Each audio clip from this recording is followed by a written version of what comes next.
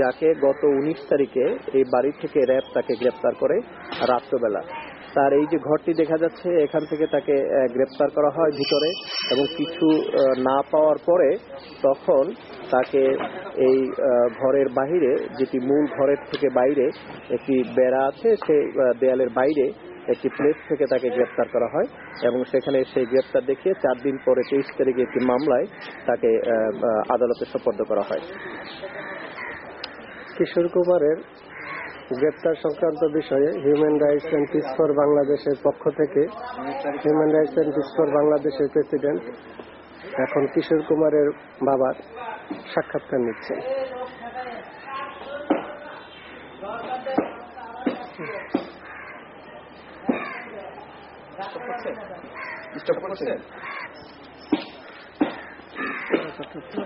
কিভাবে গ্রেপ্তার করলো?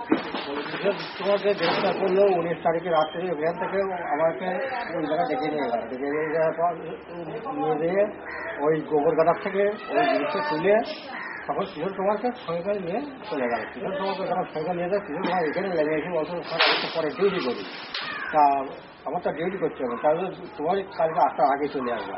কিন্তু 8টা সারা দিনই গেল, 8টায় আর কোনো খবর হয়ে গেল। তো ঘরের মধ্যে যখন সার্চ করেছে তখন কিছু পেয়েছে? কিছুই আমার ঘর পাইনি। না পাওয়ার পরে কি হলো? কিভাবে না পাওয়ার পরে তখন এখানে এই জায়গায় দাঁড়ায় এসে কত ঘর থেকে সার্চ কিছু পাওয়া গেল না। কিসে বললো? মোবাইলে বলছে। মোবাইলে বললে সকাল বলতে যে ওখান থেকে গোবর গাদায় চলে আসে। তো গোবর গাদা কোন জায়গাটা? রাস্তার থেকে ঢুকছে কোন জায়গাটা? টেলিফোনে বলতে। টেলিফোনে বলছে। আমার টেলিফোনে বললি তখন ওনারা ওই গোবর গাদার জায়গা পেল। প্রথমে ছোট ছোট দুটো করছো, তারপরে আবার ছোট ছোট দুটো করছো। দুটো হলো পুরোনো, দুটো কোনো নতুন। এটা কেন? এটা আপনার কি আপনাদের সঙ্গে কোনো শত্রুতা আছে কারো? এখন শত্রুতায় প্রতিটা এইটুকুই আছে যে ওই এই জমিতে ধরেছে ওরা কামাল সাহেব অনেক দিন দীর্ঘদিন ধরে আমার পিছনে এগিয়ে আছে। জমির বিরোধ থেকে হয়তো আপনি আশা মনে করছেন। তো 19 তারিখে নেওয়ার পরে আপনার এরপরে আর কিশোর কুমারকে ছাড়েনি। তো মামলা দিয়েছে কত তারিখে? 23 তারিখে। 23 তারিখে। তো 4 দিন কি র্যাবের অধীনেই ছিল? এখন র্যাবের ওদের ছাড়া কোথায় ছিল? ওদের রাখে থানা যখন তার 23 তারিখে মিলন।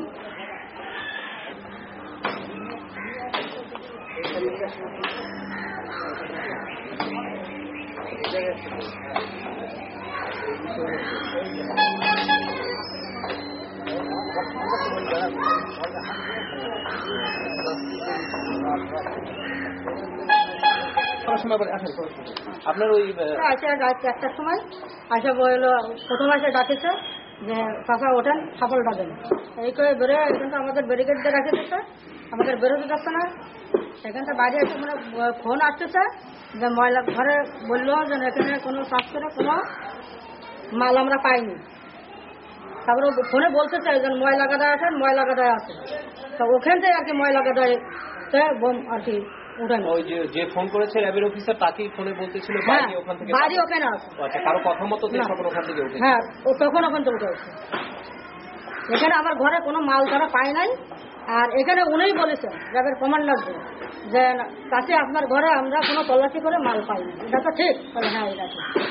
এই কথাটা বলেছে। কিভাবে গ্রেপ্তার হলো আপনি? কিশোর কুমার, আমি মুকমুলবাড়ি অপু, কমিশনার, যশোর পৌরসভা, এই ওয়ার্ডের কমিশনার। রাত 1:30-2টোর দিকে আমার কাছে কিশোরের ছোট ভাই ও আমার কাছে গেল যে এই বিষয় কিশোরের র্যাবে নিয়ে যাচ্ছে।